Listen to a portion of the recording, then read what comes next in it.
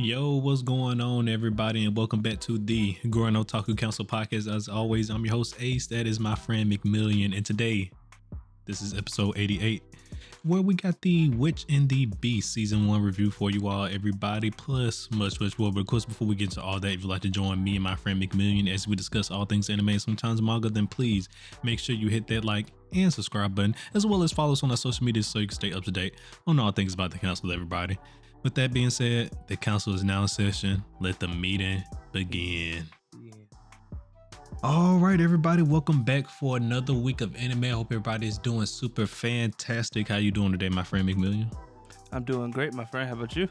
Doing good. Well, all right. So, it's another week. We got a lot of stuff going on in the verse. We got Destiny 2, the final shape dropping here. We got Elden Ring, Shadow of the Erd Tree coming in like 2 weeks from after this. It's crazy. The month of June is crazy. Ready to end our spring with a bang here, and then fly off into the sunset into summer. But all right, so why don't you go ahead and hit everybody with the council announcements? Yep, so for council announcements today, before we get into the agenda, I just want to remind everybody our Ninja Kamui season 1 review, we released that last week. So if you haven't checked that out, go ahead and take a look at that. As well as Ace's One Piece 1106 review should be up, right? It should be up now? Yes. Mm-hmm. Okay. Good. And then moving on to our... No, you good. Oh, okay. It sounded like you had something to say. And moving on to our schedule. So for this episode, we got our Witch and the Beast season 1 review. And moving on from there, we'll be going into anime news. Then we'll be going to our featured anime for this season, which will be Mushoku Tensei season 2, where we will be picking up where we left off, and then rounding everything up with our weekly recommendation. Thank you for that, McMillian. So yes, that was the agenda today, everybody, and as he just said, so we're going to start off with the Witch and the Beast season 1 review, everybody. And where was my thoughts here? Yeah, there we go. So we talked about this. What was that? When did this come out? Last season, right? Mm-hmm. Yep. That's when this came out. So yeah, we talked about this last season as one of the shows that kind of caught our interest when we was first, just checking around all the, what was that, fall shows? That's what was last season, mm-hmm. Right? We was just checking out all the fall shows and everything, right? When we first talked about this, we talked about how it did have potential, because I believe we talked about the first 2 episodes last time we talked about this, right, McMillian? Yeah, either the first episode or the first 2, if I'm not mistaken. It was very early though in the series. Yeah. It was very early, but yeah. So we're back with some new findings, if you will. McMillian convinced me to finish watching the rest of this show. He said it was pretty good, so I was like, all right, let's just go see what they're talking about. So, you want to go ahead and start us off here, McMillian, since you are the one who finished it first. What was, what about The Witch and the Beast initially pulled you in that made you want to keep watching it? So for me, it was just an interesting, so from the first episodes, like I said, we did agree it had potential. And then I think what inspired me to go back and check it out once fall season was wrapping up was just this does seem like a very interesting type of story still. There's a lot of unknowns here. And while it wasn't the best thing I had saw from I guess the new things for the season, I was still wanted to be give it its fair shot, I guess. Because like I said, the world was interesting and the characters still intrigued me. So I decided to go back and watch it, and I was very glad I did, because it turned out to be a very enjoyable ride, at least for myself. Okay. I think it's better than definitely what I was expecting to be. I still have a few questions about the world, especially the way it works and everything. I know we got a little bit more, explanation on that last episode there, but it was just a lot to take in. It was just hey, final episode, let's just dump this, world building lore on you. It was all right, this is out of nowhere, but I'll take it. I mean, technically, for me, so the last episodes didn't necessarily feel out of nowhere, but I do get what you're saying, because the last 2 episodes of the show are basically flashback episodes. So it was like, you now know these kids. Like, let me tell you the complete story of how they met. Um, which was a very interesting way to go about it. But I didn't necessarily hit it because I think it came at a good time because we had just like we just got introduced to a new character who they themselves weren't very, I guess, like what do I want to say, experienced in their own like world, I guess you could say. Yeah. And then we got the big reveal of Guido's. I hope I'm pronouncing her name right. Guida? Yeah, I think that's right. Guida. Yeah. Guido or Guido's um backstory. So I was like, okay, let me now like introduce you to some more elements of like this world and why certain things that you were probably having questions about, like what's their significance and why. So I mean, for me, it didn't feel like it came out of nowhere, but it was very much like condensed. I will agree with that. Yeah. Well, I guess let's just go ahead. Since you brought up Guida, we might as well go ahead and touch upon her now, right? So, uh, I don't know how. Well, honestly, I guess for both of these main characters, I don't even think I really built that much attachment to either of them, right? Because, Guida's Mhm. just this strong, strong willed woman just going around trying to punch every witch that she comes in contact with. She has a good reason now that we know that, but, she's just trying to punch every, witch that she comes across with. And we still don't know much about her previous past, right? Or whether she was some type of beast, because we whatever the hell that the damn thing that comes out of the coffin, we're assuming that's Guido's real body, whatever. We still don't even know Well, no, I mean what that they is. say that's well, they do say that is her original body. We don't know like in what context she is, other than like was it during the sword arc, the demon sword arc, we get a reveal that like Guido's, however you pronounce her name, her original form is another like being that could destroy the world, quote Yeah, unquote. like Like like it's in the same class as like the demon sword.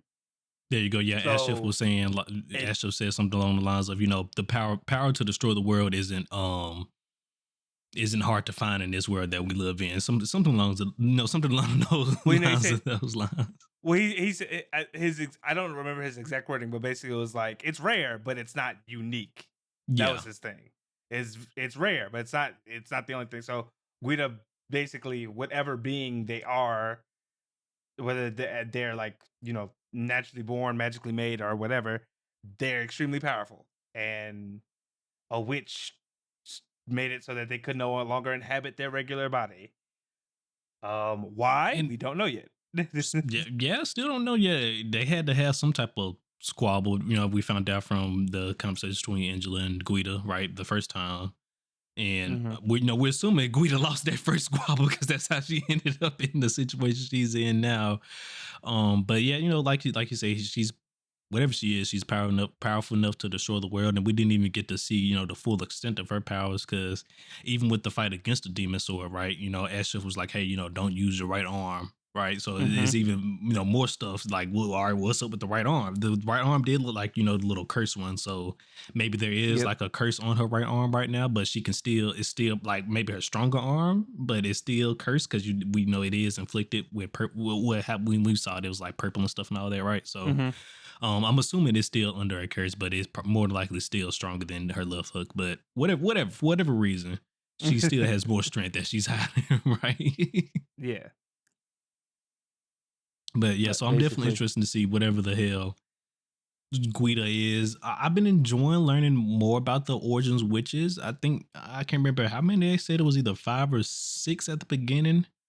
From the lore, or whatever, oh and we yeah, got not introduced, but we learned about two of them. One being the one of them that's cursed Angela her now that cursed Guida herself, and then another one we learned at the end of the well, I guess no, we learned about two of them, right? Because the origin witch from well the there's sword one as well, the sword origin witch, and then the one that cursed people that who could the word magic, right? That the one as speech, well. yeah. Yeah. Mhm. Well, I mean, I think the ones at the beginning were the origin witches, Yes, right? the ones at I the think very there's beginning definitely was the origin witches. Yes, I was just saying I yeah, I couldn't was about to remember say I how think many they said it was. yeah, I was about to say, but I'm pretty sure there's like what like within the confines of the show, there's a multitude of witches. Because the way it like seemed like to me is that anyone Oh in the yeah, world can practice magic, yeah, but you have certain beings or people that are born with like certain like an extremely high aptitude for magic, and those seem to be witches. the And witches. so Yeah, far, so far they seem to be only women, but who knows? As the story progresses, there could be male witches too. yeah, and then Ashif, he doesn't give me anything to desire or cling to him about To anything desire. to cling to him as well. It's just he's just a guy. He's just here. Nothing really Well, interesting about him. Other than he's a strong mage, right? But he's just here. Well, I was about to say that the interesting thing to me is that Ashif has all, well, I won't say have all the answers, but he seems to know a lot more at all times than he's letting on.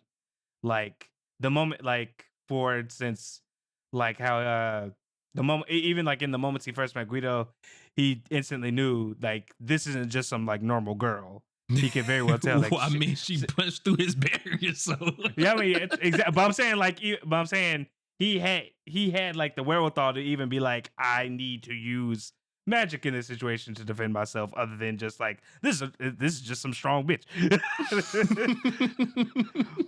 You know what I'm saying? So, and then also like when it came to the what I want to say, the sword witch, he instantly knew something was probably going on with the whole like the paladins and stuff like that the for whole it to be paladins like a and all that. deeper I plot. believe it's just because Yeah. he's part of the order, and so he's getting information from the order as well, right? So he's not by himself. He does have the backing of the order, and whatever information that they can give him and stuff like that, right? We don't know Yeah, I mean, how he receives information. Well, we know by the letters and stuff like that, but we don't know mhm. what other means of communications that he has with the order. Yes, yeah, and also he's also seems to be more powerful than he lets on. Yeah, Because he constantly is I like, will agree with you on that. Yes.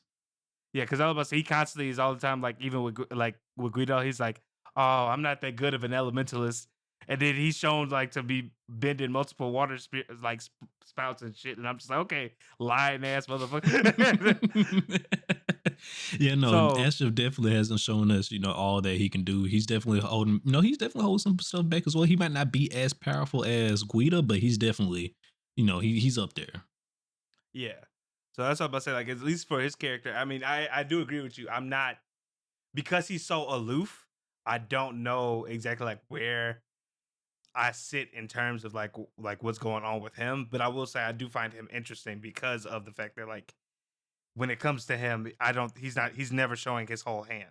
There's always like a sense that there's something more. Yeah. I guess I give you that one, but I guess just for me overall, there was maybe there's more to him that we're gonna get to see, in the second season because we don't even know about his backstory at all, right? Just Yeah. besides he works for the For Magic the Order, and then yeah. he just started helping Guido when he met her that one day, right? So we still don't know much about him. So maybe once we start learning more about his backstory and stuff like that, I'll probably he'll start growing on me a little bit more, but. I guess at this point, only time will tell, right? Mhm. I guess really the main thing that's really been keeping me watching this show really is just the world itself, and just because it's a fantasy world, and it looks like in this show, it's mixing like it has like all of it in it because like for example at the end of the season we found out that the next season is going to be dealing with vampires, right? So where the hell vampires come from? So we started off with witches to magical beast undead, then the undead in the middle of the season, right? And then elementals, and then now vampires. So I mean, like you said, it's fantasy. There's honestly, I mean, fantasy has a lot of shit it can go yeah, it into. has a lot of So stuff, and it can go different ways. But I'm saying it didn't look like they just picked like one type of fantasy. It's like it's like a lot of stuff mhm. packed into this fantasy world. Is what I'm trying to say, Yeah, no, the world essentially. is very interesting. I mean, I think that's what I said when I had finished and I gave like a weekly recommendation to me. I was like, it reminded me of Case Study Vanitas and the fact that like there's a central like thing that they're focusing on fantasy wise, which is like magic and witches, right? But there's a world of its own kind of within like the subsection of witches that's like makes it even more interesting. Apparently, Because you multiple have worlds. yeah, because when they fucking talked about the fucking hole in the center of their world, and they were like, "Oh yeah, people live in this thing." I was like, "Okay, What? so how does that How does that work? how does that work?" How do you live in a bottomless pit? Pit? Yeah, I was like, "How do you live in a bottomless pit? Why would you? Why would you live in a bottomless pit? Is this the origin of your world? Like, did the world sprout? It Did the like world sprout from the pit? Is the pit the core of the world? Like, what are we talking about? yeah, like I was like, I'm so intrigued by everything that you're talking about. So for me, I mean, that's also like a big part of the show I like too is slowly finding out more about the world of the Witch and the Beast. But I won't lie and say like I am very the characters also interest me because I desperately want to know what the fuck Guido like what Guido is in the first place, and then two, why her and Angela have a beef. Like, because Angela to me when she showed up, I was Why like, not? well, exactly. That's the fucking character right there. Why not? She seems like she kind of just came upon Guido one day and was like, "I'm gonna fuck with you," and Essentially. and he stopped. And then we also Because from that's also what we basically what she saw, it did. looked like Angela was also a prodigy. Maybe she was also like a step above the other origin witches, right? Because when we Well, because first got introduced to her, she completely replicated this guy's forbidden instrument, is what he called it. Yeah, that's what it's called. His forbidden instrument, and just like completely replicating. He's just like, you made that yourself. Like it's only one of these. Like, what do you mean? yeah, and then also she's supposed to be dead. Like Yeah. like when Technically, yeah, she's supposed to be dead. Technically, yeah, yeah. because when Ashef told I can't remember her name, but the sword witch when he told her about like who Guido has a beef with, she was like, "There's no fucking way." She'd be like thousands of years old, and I mean, witches live long time, but they don't live that long. And Ashef was like, "You'd be surprised," You'd and be I'm like, "Okay, surprised. so." I was like, so first off, she's extremely strong, and then B, she's Oh immortal. yeah, Cool. All right. another fucking Orochimaru out here. What's up with all these Orochimarus popping up around here? Because now we got Angela out here stealing bodies and pulling off Orochimarus and stuff. I don't know what's the trend behind villains and stealing bodies right now that's going on, but we need to stop it. That's it. It's a track record. It's a line. I have no idea what's going on with that right now, but we need to put a little tightening on that. All right, I don't know if it's a fad that's going on with all the authors right now. Like, hey, we just like the stealing bodies so much, we just gonna put it in everything for right now. Yeah. Yeah, this shit's crazy. Yeah, because it's been what it was that, then My Hero, then JJK, then Black Clover. Then Mashal, apparently. And then Mashal, apparently. What are we doing here? Orochimaru got a lot of sons. It's crazy. I wouldn't be surprised if, I mean, granted, I know Case Study of Aeneas is still, the manga's ongoing and everything. I would not be surprised if the fucking queen in there stealing bodies too. We found out the Queen of Vampires is still alive this whole time because she's been stealing bodies for all these centuries and stuff. You know, she be living in people's souls, you know. We just snatching bodies, clearance sale apparently. Shit. Oh, and then and then it wasn't just one in JJK; it was two in JJK. Oh yeah, that's that. Yeah. Oh, it's crazy. That's hilarious. All right, but enough of Orochimaru. What I guess so. What was for you before we get to the end of the discussion here? What was the highlight of the season for you for the Witch and the Beast? I think for me it had to be the Demon Sword arc because that's where I really felt like that's what kind of like I really felt it kind of Witch and the Beast sink its teeth into me, I guess. So, like where I felt like I was really invested because by then there was so much being like revealed of the world. And even like we got to see more. Like I said, Ashif is always aloof, but I feel like I got to see more of like our main character's character in a sense, if that makes sense. Because we get to see that while Guido is always pissed off, there is they do somewhat care about people, even if they have like only a central goal. and then we got to learn that the order that in which they work for, they're not necessarily all about hunting witches. They're more about like the preservation of Of magic magic. and stuff. And Yeah. yeah, and like they'll work with anybody as long as like that's ultimately their goal, really.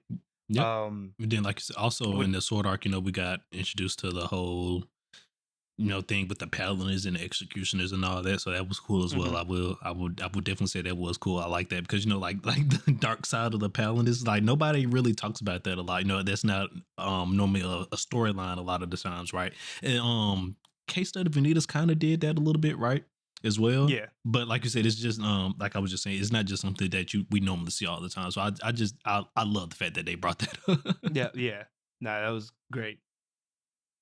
Yeah, because the executioner thing I thought was really cool because I definitely thought there was something else going on, and when that got revealed, that was a great moment. So Okay. yeah.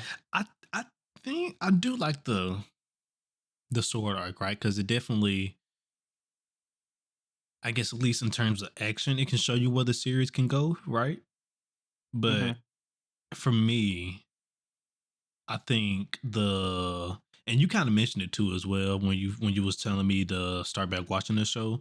The few episodes where we go to the other investigators, the necromancers, right? The Oh lady yeah, I would necromancer like and her undead. I really like that part. with that. Yeah, that was a good part. That was a good part too because, like I said, that was I think that was basically the first thing where you find out like the other sides of the organization and what kind of Yeah. all work they all get into. Like, cause I mean, for instance, with that episode, I already had like a secret suspicion that that girl was a witch, and then when they revealed it, but the way they went about it was just so good. I was like, "This is great. This motherfucker crazy, but this is I'm having a good time." So yeah, I will say I like that little mini arc as well. I think that was probably my favorite arc, even though like the demon, the demon sword arc was cool, but I don't know, it was just something about that. It was just I liked it. I don't know, I Yeah, fucked no, it with it. was it was a good time. Like I said, that was a really good time. I'm hoping that if the like hopefully the series does continue, but I'm hoping that like we get more of the like different interjections or interpositions of different people within the order.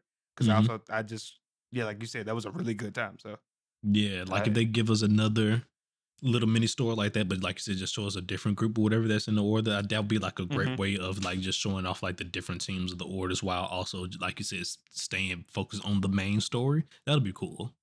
hmm yeah. That'll be cool. Okay. Well, all right. So, to round this out here, what are you looking forward to from season two? Because at the end of the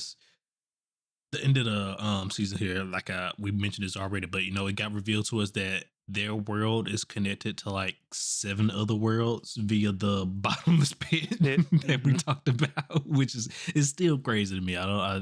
Whatever, right? But they can travel the bottomless pit to traverse to get to different worlds, and at the end of the last scene we saw was them going to a vampire world. That's what Atchis would say. This is world is crawling with vampires and stuff like that. So what are you looking forward to? Guido versus vampire. That's one.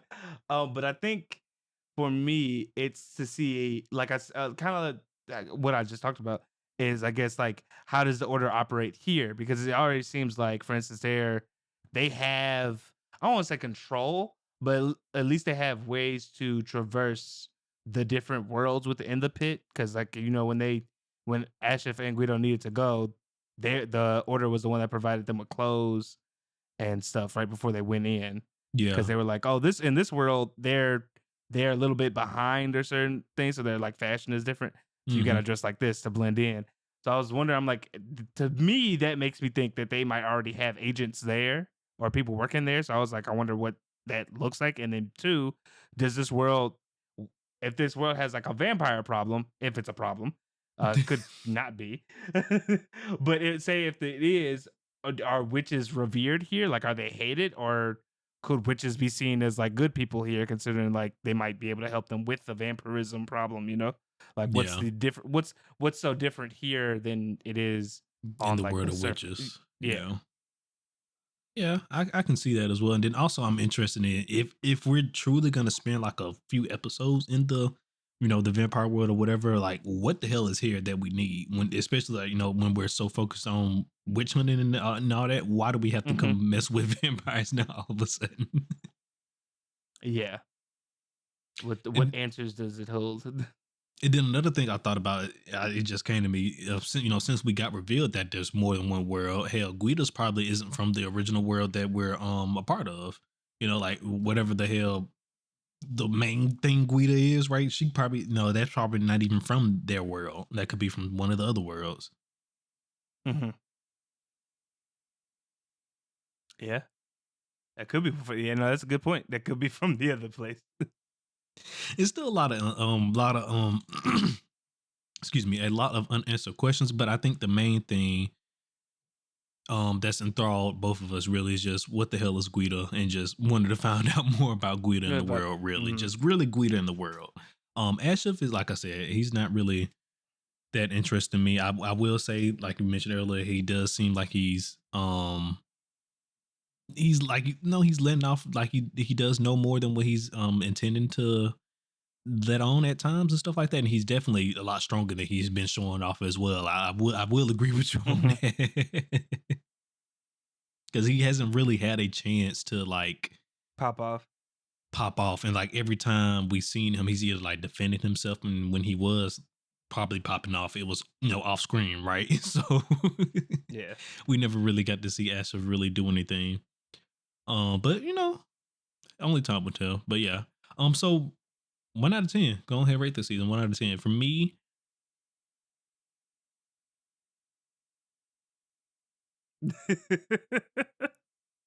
Solid 7. Okay. A solid Surprisingly 7. not that different than what I was gonna say. I was gonna say a very strong 7 for me because while I think it's good and I think people should definitely check it out and watch it. Um, it is there. Like I said, I feel like we've only gotten a peek at what this show has to offer, and while it's good, it is also, like I said, it leaves you who, and I mean, and not in a bad way, but it leaves a lot of things to be desired. And for some people that can be good, some people that be bad. It's really like, what you value, I guess, as a viewer. Can you save off, and like, is it interesting enough for you to keep going or not? I guess No, is the question 100%. at the end of it. Because for some people, this is enough, but other people, I could definitely be in like, I wanted more, and it didn't really, like capture me. And I wouldn't even be upset if somebody said that. I completely get it. Like, it's kind of what I want to say, like, just what captures your interest. Because for me, world building is a big part of like what I like about Mm-hmm. shows or series. So stuff like this already, like, I'm hooked. They've already sold me. But like, I could definitely see if like you are more character oriented type of person, or like the relationships people have like within the series. If I could see someone like that having issues with The Witch and the Beast because it doesn't do a lot of that type of building at the so yeah, so I'd have to give it a solid 7. If it balanced a bit better with like character and world, I'd probably give it like an 8. But solid 7 Yeah, right if I now. actually cared about the characters, I might would have bumped it up to an 8. But as of right now, I don't really care about any of the characters at all. For real. And like I said, my only interest in Guida is just really just finding out what the hell she just truly is. But other than that, she doesn't really pique me as an interesting character, just your natural, I'm a brute type character and punch things. Yeah. So no, until then, I could be wrong. They could be more fleshed out than what they are. Like I said, we didn't get that much backstory for these characters. Like we got very few, backstory about Guida, and that was in the latter half of the season, right? So I mean, yeah, we got it was for both of them. I mean, technically, it was just like how they met. We didn't get to see like what put them in the, like, for instance, we don't know why Afshef is in the order. Like, was he born into it? Did he just decide to join? was he born with magic? Is he an elemental? Did he get his magic from something else, like a warlock type situation? We don't know what's going on with him at all. Well, I mean, it seems like he practiced runes. That's like where it Oh seems well, like he room gets his magic. Well, magic yeah, from. but I mean, but like, still, who taught you room magic? Did Yeah, no, I Did you mean, teach yourself from room magic? How did you acquire the skills from room magic? Like. yeah, no, and then Asha, and then like I said, we Guido, we don't know what they are. We just know that they have like their current body isn't even theirs. It's the fucking witch that cursed them, which is insane. So, yeah, Do you think she could kiss herself to break the curse? no. I feel like they would have tried that. I feel like for one, she would have tried that already. But like the moment they learned that is possible, but yeah, so I don't think that's. I mean, technically, it's still only temporary, but yeah, I don't think it would work. Or if because at that point, why would you? Why would you even be rolling around with Ashley if you just roll around by yourself and the moment shit pop off? Just find a mirror. Why was I ever rolling around with that guy? I don't need him. Exactly. Waste of time. Well, just to carry around my coffin, I could do that. Yeah, carry around my coffin and kiss myself. All right, that ain't too bad. Yeah, I see that. All right, everybody, that is the end of the Witch and the Beast discussion. Let us know down below in the comments what you thought about the Witch and the Beast. Did you check it out? Do you plan on checking it out? I know maybe this conversation didn't entice you guys to maybe check it out, but I will say if anything about the show that is interesting, the Witch and the Beast, is the world. Definitely the world. So if you take anything out of it, the world building, it was pretty decent from out of this show. I'll probably say, like, just as a closing statement, if you like world building, you'll definitely, I think, enjoy it. If you're a type of person that doesn't mind waiting to get more character information, you also probably like it. Because, like I said, I think this show, or like the central of the story is the mystery of like who these characters are a bit. So, if you're a person that doesn't get like too hung up on that, I think you'll have a very good time. Because I'm very interested to see where this is going. Excuse me. Well, all right, everybody. With that being said, we're going to hop into our next session, everybody. My favorite section of the day is time for GOC News, your weekly source for your favorite anime news. So let's get into it.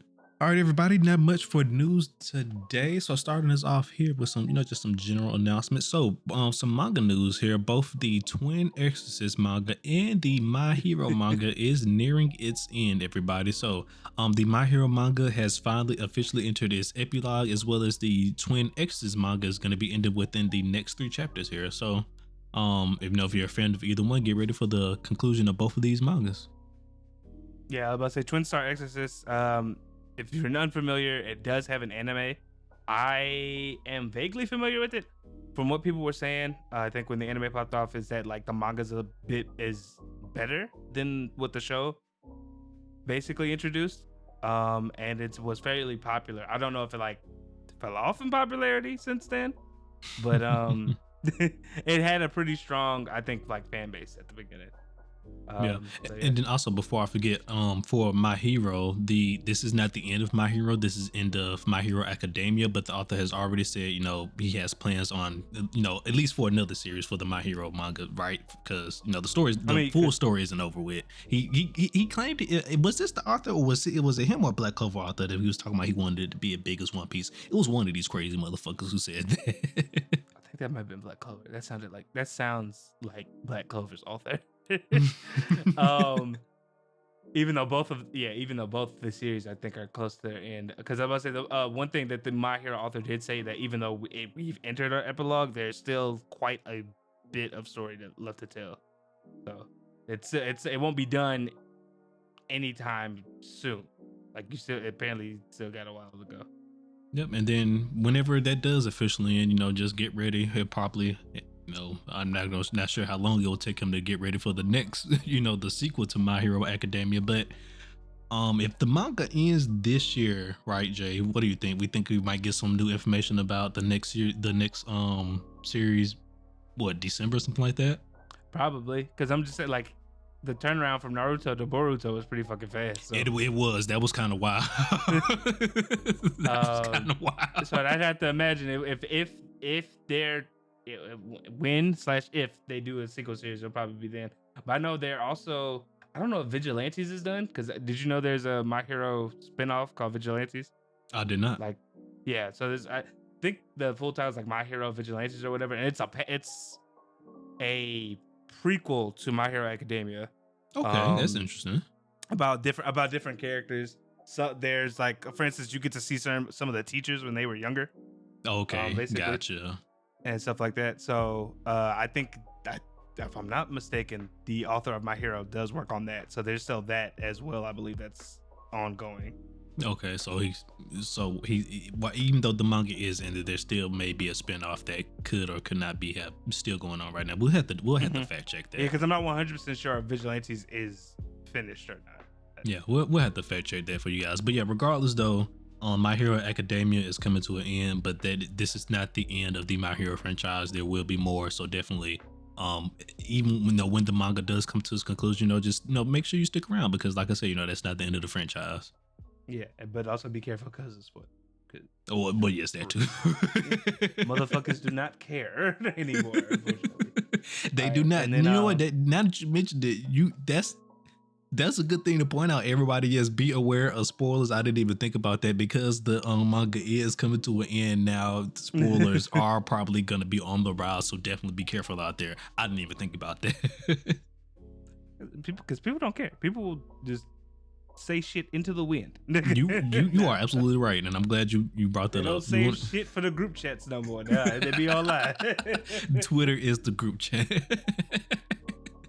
Crazy. Oh, but, man, you want to take this next piece of news? Yeah, I was about to say, round up here for like general news. Speaking of Twitter, the official account for Bandai Namco announced that That Time I Got Reincarnated as Slime is getting a game called the Isekai Chronicles. Well, basically the title of the show plus the Isekai Chronicles. It's supposed to be an action role-playing game, and it'll be coming to Switch, PlayStation 5, PS4, all the Xboxes, and PC on August 8th. So if action role-playing games based on anime interests you, check that out.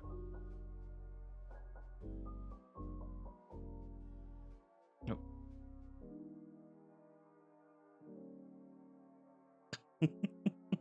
No, we're good. Continuing on here, let's see. All right, so for some new series, everybody, that we got to talk about here. So, yeah, I'll quickly talk about this one. So Netflix revealed that it's going to be doing a live action series called Bet. That's going to be what's the word I'm looking for? Based off the popular manga Kakaguri. If you haven't checked it out, there's a season 1 and season 2 on Netflix now. Kakaguri and Kakaguri Twin. Yeah. As well as a prequel. Kakaguri. I can't remember the name of the prequel, but there's also a prequel as well. I believe Kakaguri Twin is the prequel. Oh, Kakaguri Twin might be the prequel. Yeah, you're right. Yeah, you're right. There we go. So see, there's 2 seasons of Kakaguri, and then Kakaguri Twin is the prequel series to Kakaguri. Mm-hmm. There we go. But once again, the live action series is going to be called Bet, and it's going to be premiering on Netflix. Yep. So far, from what it looks like, it's loosely based off the manga. Only time will tell if it actually follows it entirely or not. But next after that, since Anime Expo is gearing up here, there's been some official announcements. So the official website of Anime Expo Convention posted on Tuesday that it's gonna have its full 4-day schedule and revealed like several anime premieres.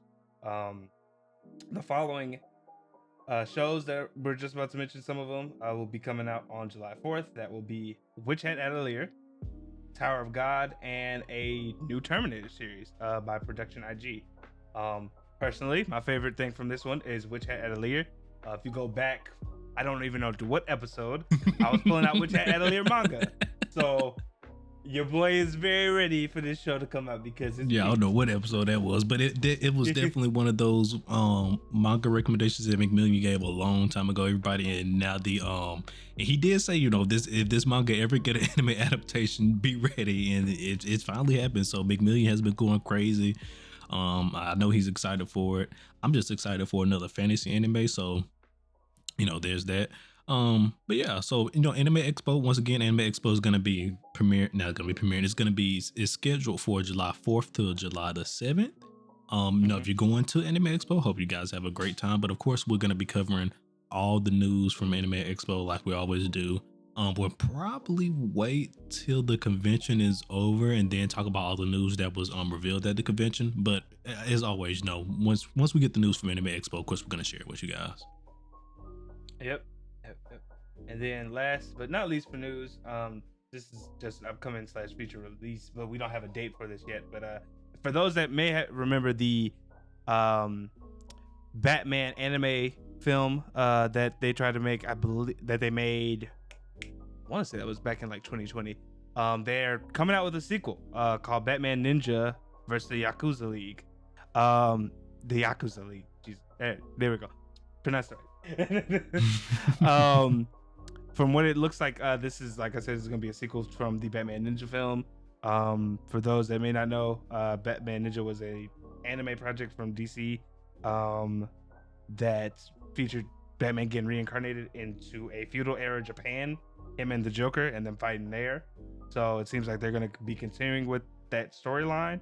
Yeah, it was a pretty good time. Watch it in sub, because apparently dub and sub are two different movies. I don't know how the fuck they do that, but Interesting. yeah, people recommend watching it in sub to get a really good basically aspect of what it should be, because the dub apparently did not change the fucking plot. I don't know how. Well, all right, everybody. So once again, something to look forward to. Get ready to look forward to the new Batman Ninja versus Batman versus the Yakuza movie that's going to be coming out. I can't remember. We got a release date for that, but of course, whenever we do get that, we'll share it with you guys like always. But everybody, that is the end of GOC News Beat. Make sure to download in the comments. Make sure to let us know what was your favorite piece of news, everybody. Then before we head on to our last topic for today, we're going to be giving out this week's weekly recommendation. Take it away, McMillian. Oh, okay. So this weekly's recommendation comes to you via very old. This is like 2005. I guess it's not very old, but old. This is a fantasy mecha series called Aquarion. Basically in it, humanity is dominated by fear from this race called the Shadow Angels, who evade after 12,000 years of slumber. There is hope, however, in the mechanical angel known as Aquarion, a fighting machine powered by the intertwined souls of its pilots, known as elements. This series has one season, but it has multiple basically like spin-offs or like continuations. The one season is 25 episodes. It is offered in subbed and dubbed. Currently the streaming location is unknown.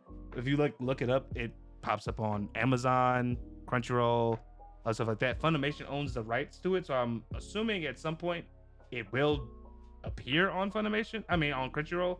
Like if you look it up on Crunchyroll, they have it in their database, but there's no episodes yet. So my assumption is eventually they will put the episodes up on Crunchyroll. I'm not sure what's taking it so long. There are other means to which to watch it. This won't be mentioned here. But it is a good series if you're interested in a isekai / fantasy aspect involving mechas and like fighting against, like I said, dark angels and stuff like that. Highly recommend checking it out. It's a very interesting show. All right, everybody. Once again, this week's weekly recommendation is Aquarion. All right. So let's go ahead on to our last topic of the day, everybody. The Mushoku Tensei catch-up discussion, if you will. I don't know. Yeah. So before we get into this conversation, I guess we're just gonna let everybody know it's between Mushoku or My Hero. That's gonna be our featured anime for the spring season. Kaiju number 8 would have been a great one, but this guy here, McMillian, has already read the manga, so we can't do that. I apologize. The next big cases here are My Hero and not the Witch and the Beast. My Hero and Mushoku Tensei. There we go. We just got done talking about Witch and the Beast. But nonetheless, it's been a long day for him. Yes, it has. Let's go ahead and hop into this Mushoku discussion, everybody. So when we first talked about season 2, right, it was just like those first few episodes we had just got, Rudy was just coming back into our lives, Fearing was just in it and everything and all that, right, everybody? I believe the last thing we discussed was Rogier bringing his sisters over to live with him, right? I believe that was the very, very last thing that we talked about. And a lot of things has happened since then. Yeah. So where do we even begin? Okay, so you know what? We're gonna do it like this, everybody. So we're gonna talk about the labyrinth arc last, right? So we're gonna talk about some stuff that happened prior to the labyrinth arc, right? Um, Yeah, just to give our thoughts, which shouldn't be that bad, I think, because the labyrinth arc just started, so yeah. this So this stuff is pretty you fresh. know what? Let's start here, right? Because I believe this was one of the discussions that we had in our last time we spoke about this, right? Mhm. How do you feel? I don't want to say this. Rudy's sisters. How do you feel? You know, how well were they integrated in the story? Do you think they brought good plot to the story? Or could we let them out? Or how do you feel about them? Um, I will say I was worried at first when I think Rudy when they said like Rudy's sister was coming because I just didn't know how they would be integrated into everything, considering like everything that's going on in Rudy's life right now. I just thought it was an interesting thing to throw his sisters into the mix. I just wasn't sure like what element they would play. After watching the show, I am glad to say they did a really good job integrating his sisters. Not so much Aisha, like she's okay, but Yeah, she's chilling. Norn, yeah, but Norn really had brought out a lot more in of like storyline, like a plot than I was expecting. Yes. Like Keep yeah, going.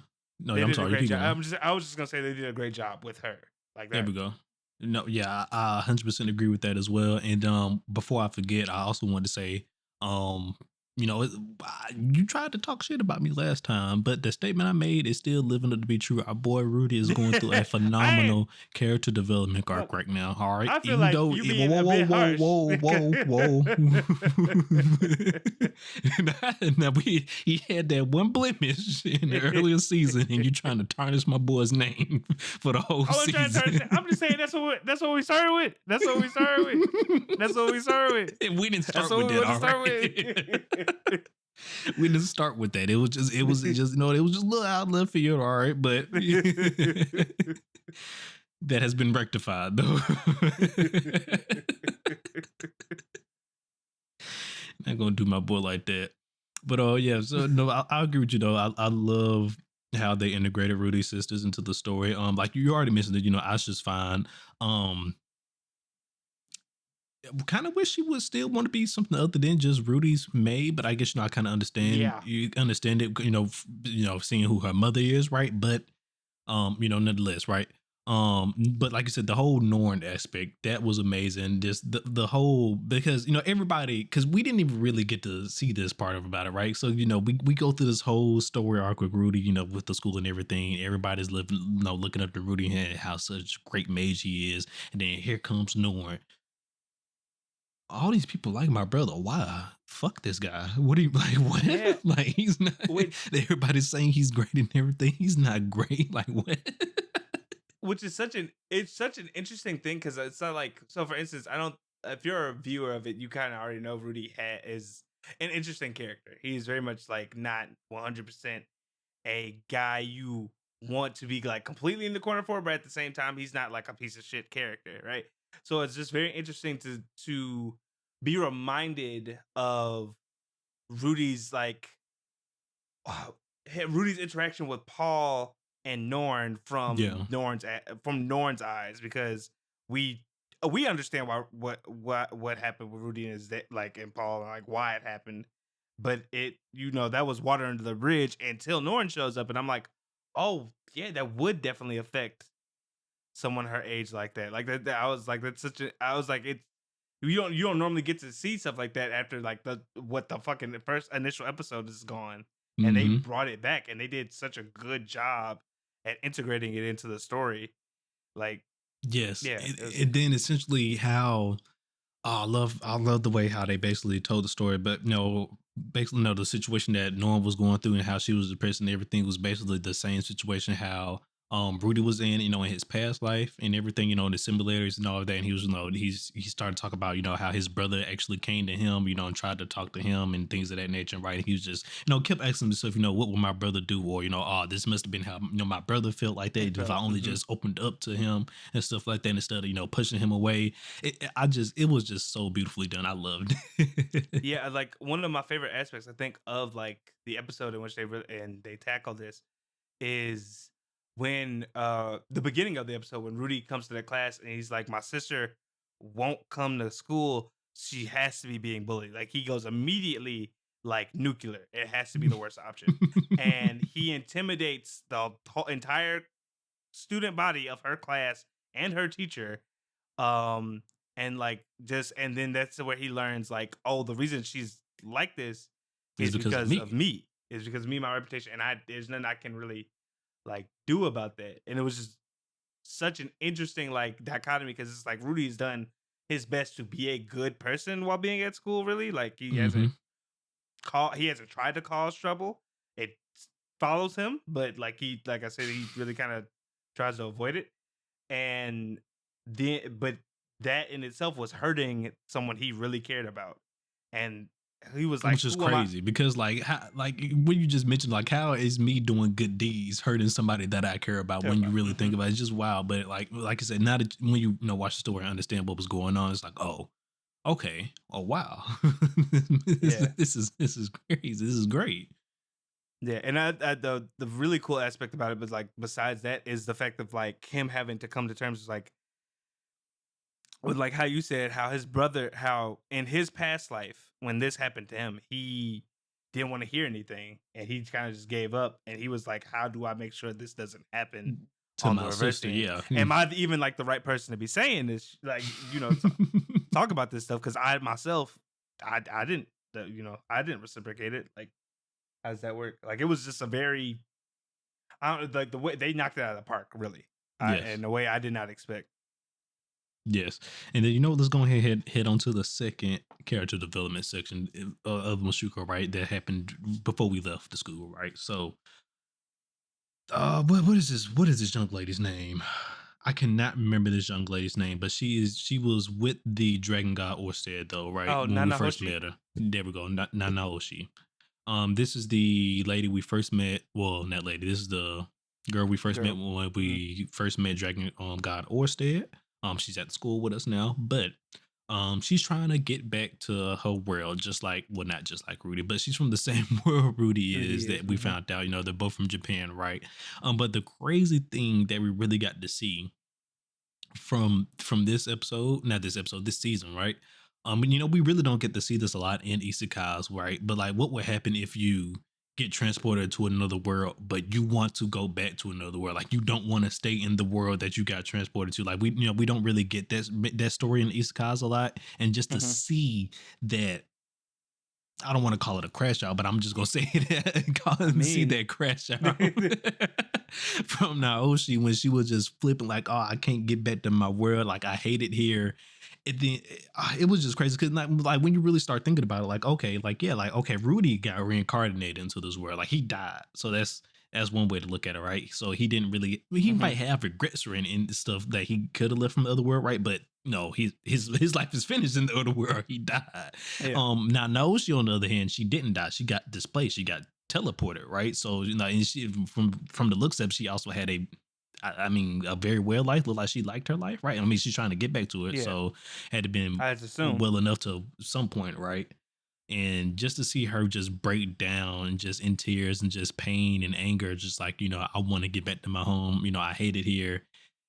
And oh yeah, the point I was trying to make is about Rudy being reborn, right? He was being reborn in this world. He has magic, right? Nanoshi, she got teleported here. She doesn't even get to experience all the great things about the new world, right? Mhm. And she just displays. It's crazy. Yeah. No, the dichotomy between the characters is yeah, it's wild.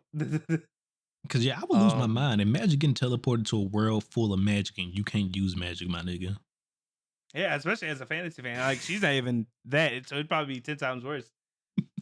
I understand, but I mean, like, oh, well, but I guess even like within that aspect though, at least she can.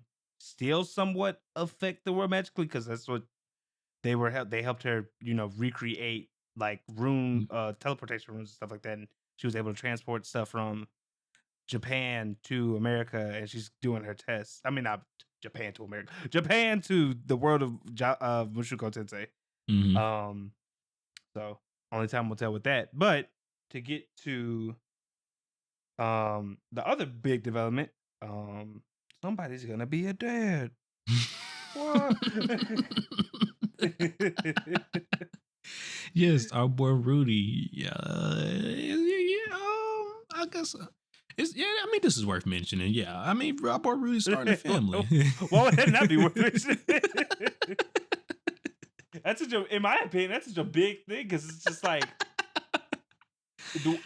they're still kids. I mean, granted, I guess I don't know, like, as considered an adult in the Mushoku Tensei's world. I'm assuming because it's like fantasy, anything above 17, you're probably good. Probably an adult Or in the fantasy like world. Yeah, 16, 17, somewhere around there. You probably an adult. I mean, hey, But if you can travel the world killing monsters and stuff.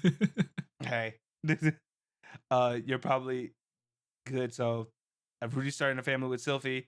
And it comes at a very interesting time because, like I said, Rudy is like for a while wasn't this type of character, like the character he is now, but he shows so much more maturity and growth. He's had a second chance at life.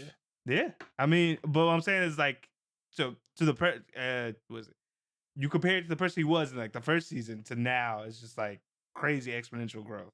Oh yeah, 100%. Stuff to like the point where like when they were like, oh, they're about to have a kid, I wasn't like repulsed by the idea because I'm still like in season 1, Rudy came out and was like, I'm having a child. I'd be like, get that kid away from him.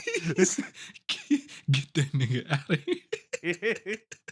But like now I'm like, after seeing how he dealt with Norn and stuff, and even like granted, again, like Ace said, I'm not a big fan of Aisha just wanting to be a maid, but they letting her rock in the most. They let him rock. They're letting her rock in like the most, I think, healthy way you can let a kid let someone like that rock. I mean, she seems educated. Like she didn't have to go to school because she was already smart enough, right? So it was like, okay, I guess, right? Okay, you got your education. I can't be too mad about it, right? And then I guess technically it is a job, right? So it's not like she's just sitting at the house all day, I guess. That's what I said. I was like, I'm not necessarily a fan of this, but it's not like, yeah, she's still not the biggest fan of it. But I mean, I guess I can understand at least, I guess. Yeah, so it's just, I don't know. Like I said, the growth is crazy. So I just wish, the blemish of the slavery thing was never. He is treating that girl right. We're not going again. We not going. Look, it don't matter if you get treated right or not. Slavery is wrong. We ain't about to do this. She ain't even a slave. If we being honest, at this point, she's not even a slave anymore. Though she still does cause them master. All right, but, exactly. She's technically not even a slave anymore. I'm pretty sure she really wanted to, she could leave. But she's still a child, though. So, like, where the hell she's going to go? Look, I'm just saying, let's not make excuses. That's all I'm saying. That's all I'm saying. I was like, look, this is it. I'm like, this is why I say he's a very complex. This is a very complicated, complex situation. It is. It's a lot of twists and turns going on. My boy said, listen, I'm going to call a spade a spade. Spade, exactly. I was like, as much as I like this, I ain't going to never forget. But the North remembers.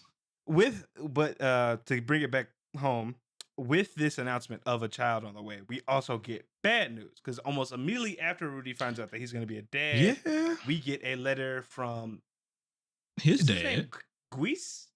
I thought Paul sent the letter. No, it was was it Guis? Yeah, it was the thief. I forget. It might have been Guis. Regardless, I believe that's how you pronounce his name. He got a letter saying that they got needed the back help. signal. And Rudy was like, oh shit, so shit's not going well as I thought it was.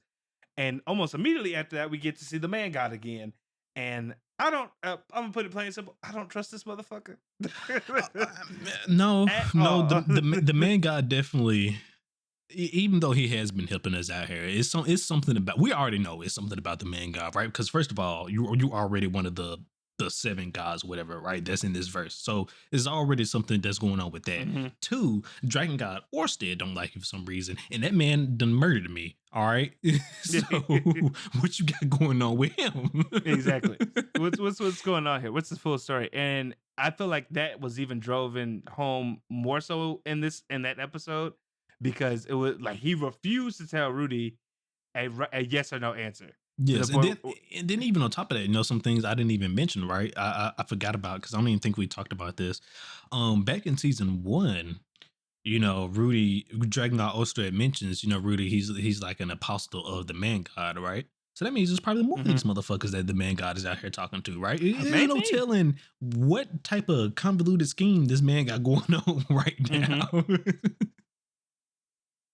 Yeah, but he wouldn't give Rudy a straight answer on whether or not he needed to go help them save his mom, or if he should stay. And then when he really tried to even offer an answer, he gave him he gave him the joke answer to say, "Hey man, you should just populate with these beast people." Let's have a conversation about it, right? Because he said, he was just being very vague about it. He was just like, if you go to Beggar Red, right, you're gonna regret it. That's all he said. It's just if you take your ass to this island, you're gonna regret it.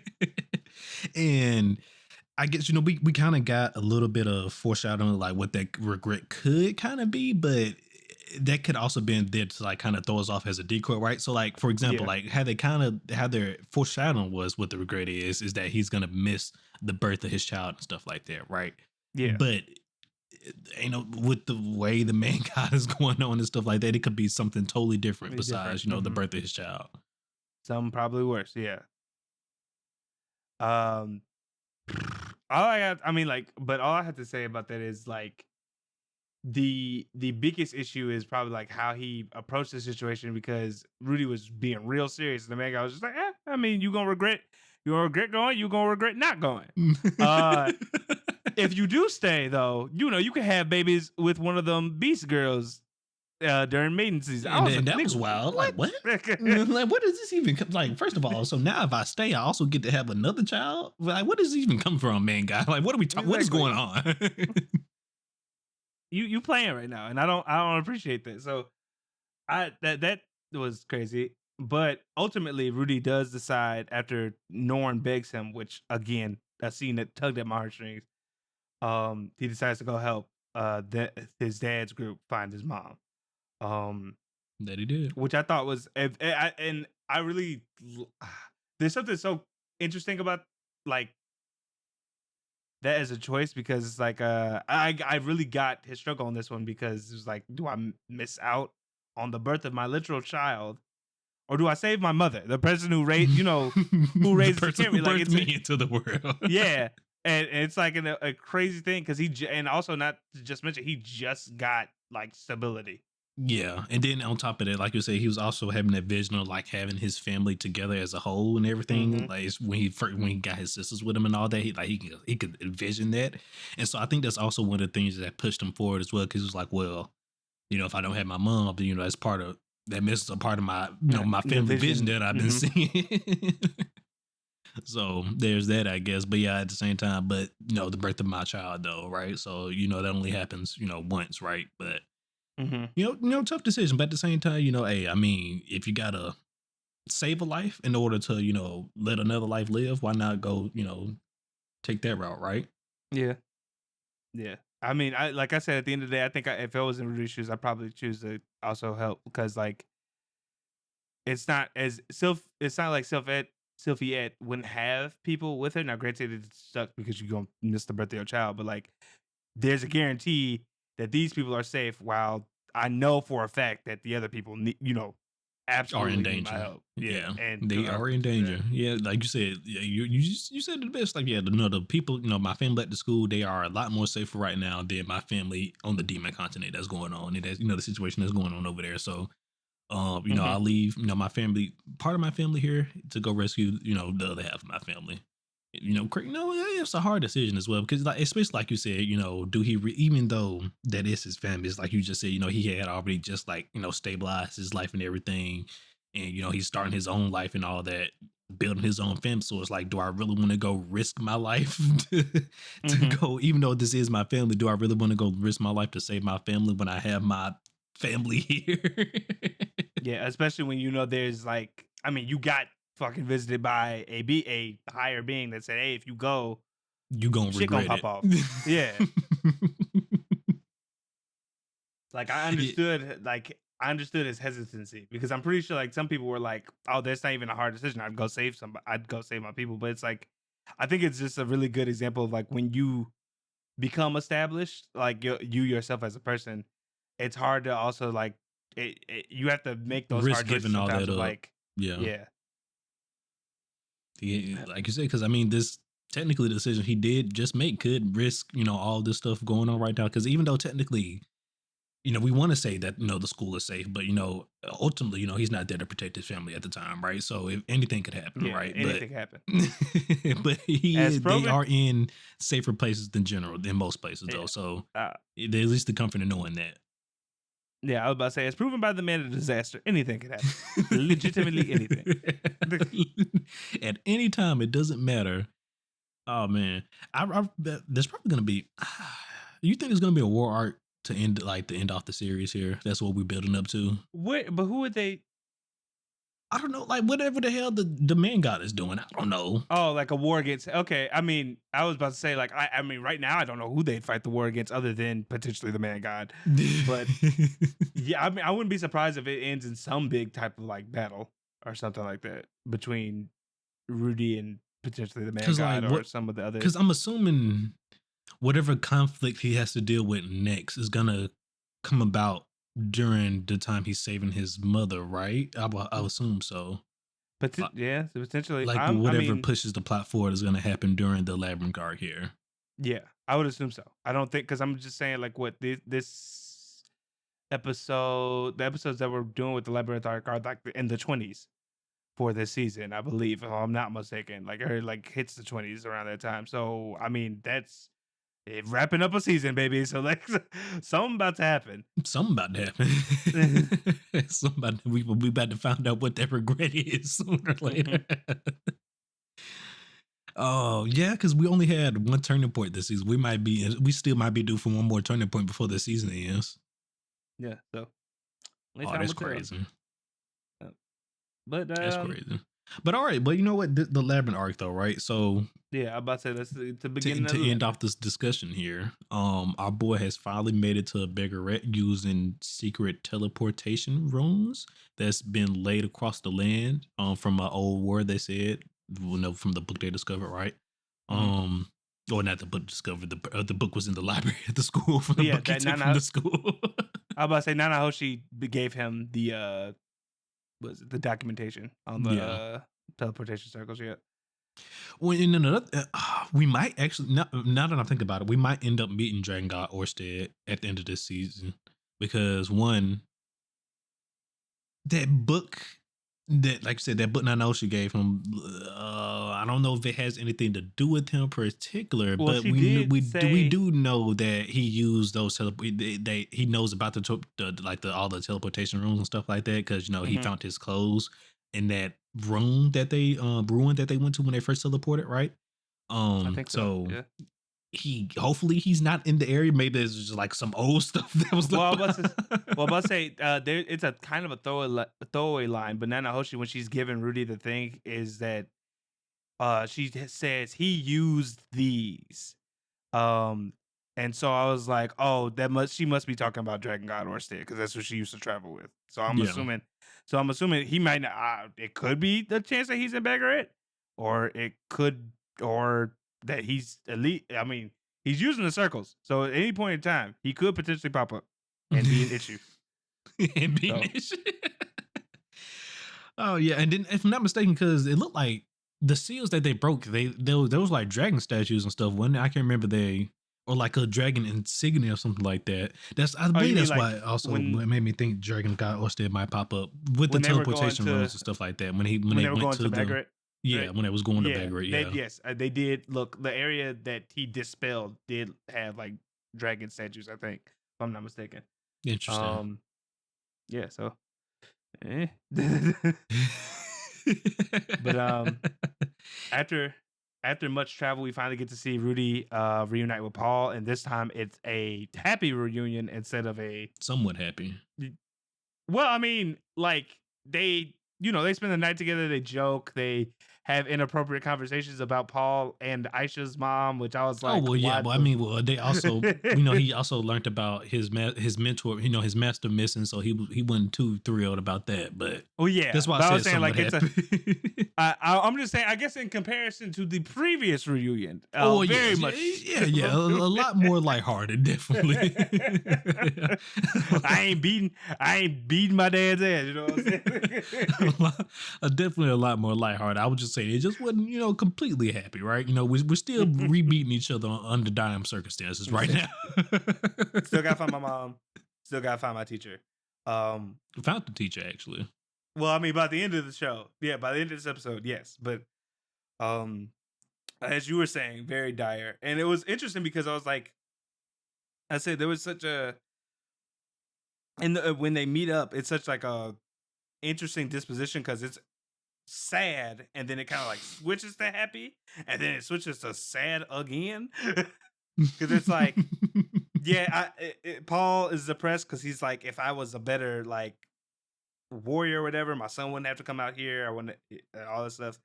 And then he's like, oh, but my son's here. He's older. He's gonna have a kid. He's an experienced mage. Yeah, we got this. We're gonna save our family together.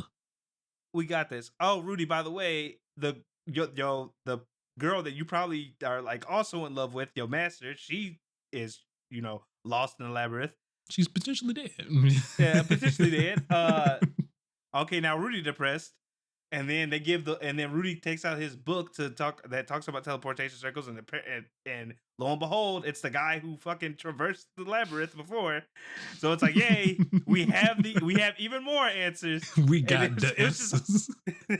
It was just a coin flip in terms of fucking like emotions. Yeah. But by the end, we do get to see Rudy save Roxy, and it was a beautiful scene. Yeah, I was about to say this was beautiful. We don't really get to see like their actual reunion. I'm pretty sure that's gonna happen like next episode. We just see that he saved her, and it was just a very nice, beautifully animated scene, because it was like very much so like Roxy was holding her own for God knows how long, but at the last minute, a few days, almost a month, apparently. And then the last minute, Rudy comes in and saves her, and it was just like really poetic. The girl, the student has protected the master. Imagine that, fighting for your life for a whole month. Yeah, and at the last minute, your student come and save you. It was wild though. But yeah, no. As soon as I just love the moment because they're walking through the cave and Rudy just hears something, or maybe not hear something. Maybe the sense is more the word. He senses something. He walks up to the wall. And just puts his hand on the wall, and then we transition across the wall. Then we just see Roxy over there fighting for her life. A goddamn life. Wipes out the whole room, and then more shit comes through teleporters. And I was like, ain't this about a bitch? Yeah, when I saw that, I was like, they did say this was the teleportation labyrinth. Ain't this about a bitch? How they know when they need reinforcements? What is this? Yeah, no, I'd be pissed too. You just fighting endless waves of monsters and stuff. They just keep teleporting in. Like, where are they coming from? Exactly, because it's not like a video game. These aren't on a timer. How the fuck do they know that everything in here dead? Like, no, these have to be bred. And on top of that, like you said, these got to be bred. Like they monsters just aren't magically made. Like, these are real things. Well, those golems might have been made. The golems, yes. But I'm saying, but like the magical beasts, the magical beasts and creatures, these are real. They're not man made or magic made. They got to be birthed. Like, where are y'all getting all these units from? Just sending them. Oh, but yeah, like I said, yeah, that scene was amazing. Like, that boy pulled up and just iced over everything. And I was like, yes, the prodigal son has returned. I am also a king class mage now. Hell me. I was like, when you think about it, I guess water would be Rudy's strongest element when you really think about it. I was like, say it's the one he's most experienced with, because it was his teacher's strongest element. Now, hopefully, definitely what I'm looking forward to before as we round out this discussion here, what I want to see at the end of the season here is a Rudy and Roxy team up. Give it to me, I'm student pretty and sure master. it would be kind of ridiculous if we don't get it at this point. I would be very appalled if we did not get it by the end of the season. Give it to me. If we want it, if we don't get it, we have been robbed. We have been robbed. Yeah. Yeah, very But all interested to right. see So that. I don't think we need to. Are we rating this? No, No, we right? usually don't. When we're in the middle of a season, we normally don't rate until like the Well, I end. think But I we've guess been if with the featured things. We've been rating the episodes that they've been going on, but we came back to discuss Mushoku. It's been a minute. Mhm. No, I mean, so we'll far we'll the say the season has been rating. very strong. So I'll be, oh, okay. Never mind. We'll say Yeah, the yeah, rating. we'll say the rating because we'll just give our general season 2 rating when season 2 of course ends. It wraps up. Hmm. Yeah. Yeah, but Because very strong start. we still gotta see how the end of the finale of season 2 here ends, right? Because like you already mentioned, a very strong start. The middle of it has been paced very well, and right now we get into some action. So can't ask for nothing better in my opinion. So you just gotta stick the landing at this point. Basically. Yep. Yep. So only time Well, will tell. all right. Just checking our docket here just to make sure there isn't any conversations for Mashuko that we missed, but I believe we hit up everything, everybody. Um, yeah, as we round out the discussion here, please let me know down below in the comments. If you guys agree with me, do you think Rudy is on a phenomenal character development arc right now, everybody? Like our friend McMillian here, who's trying to hold our boy Rudy back, but it's okay though. I ain't trying to hold him Um, back.